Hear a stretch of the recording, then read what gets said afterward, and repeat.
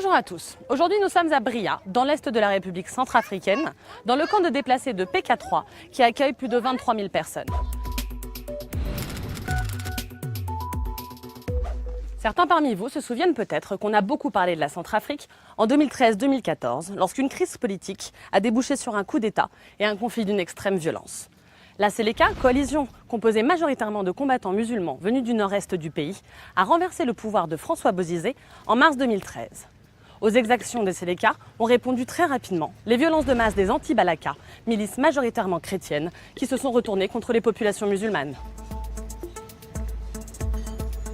On voit beaucoup de plaies atroces comme on n'a jamais vu, des blessés qui arrivent, des coups de machette, des plaies par balle. J'ai vu quelque chose que je n'avais jamais vu jusqu'à maintenant. On peut mettre les deux dans l'ambulance en même temps.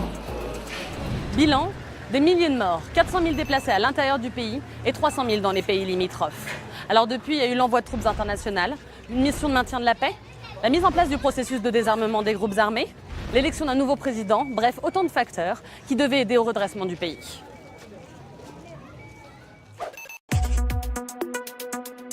La violence a repris à Bria il y a de cela 6 mois. Bria, c'est un chaos total. Depuis presque un an, les violences sporadiques se sont transformées en un conflit qui s'intensifie et des exactions de masse envers les populations. Nous allons rencontrer Edouard Dropsy, correspondant d'RFI sur place, afin d'avoir son point de vue sur la situation actuelle et les perspectives dans le pays. Alors, Edouard, aujourd'hui, sur 80% du territoire, il y a la présence de groupes armés et des zones complètement hors de contrôle du gouvernement. Est-ce que tu peux nous en dire plus ? Ouais, alors effectivement, Charlotte, tu as complètement raison.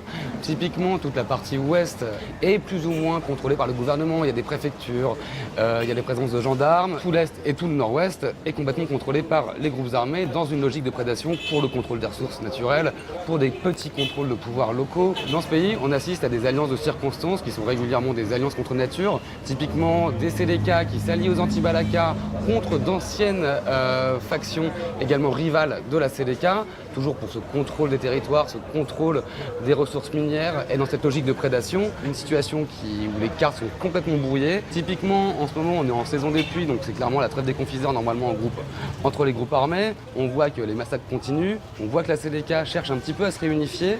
Donc ce qui est sûr, c'est que dans les mois à venir, il faut s'attendre à des représailles, des combats dans les provinces.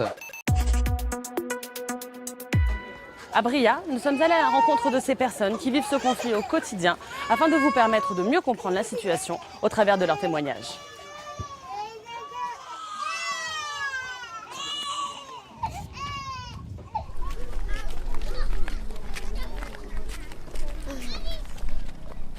L'année soit la démarré maison. Il connaît un gars qui tonga soit Isaac un gars dans ton ou à l'amener soit et moi. Il penga qui ton soit il perd et tout. Et là, c'est les les conditions de vivre, c'est difficile. Il peut te goulaya parce que mon golangonda, mon moka, a fait mon femme. Bon, ça, si il quoi du tigezo, il bloqué activité d'après, bénier tisarmona d'après, à ça, si souffrance na mingi.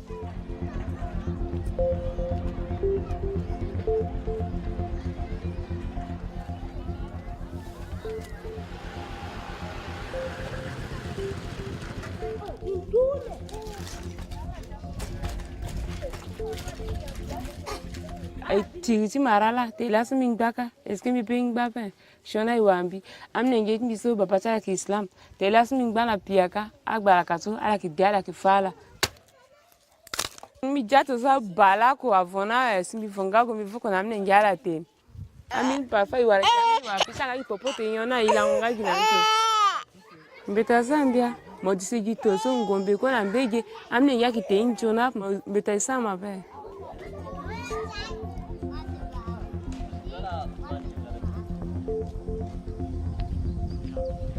C'était lundi à 8h10.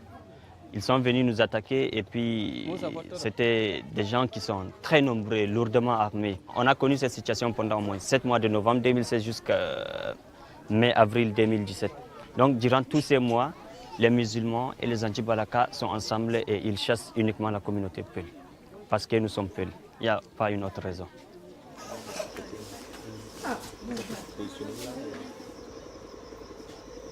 Donc la situation sécuritaire reste toujours très très précaire. Toute la population qu'on voit ici, ils étaient obligés de venir dans l'hôpital, retrouver refuge.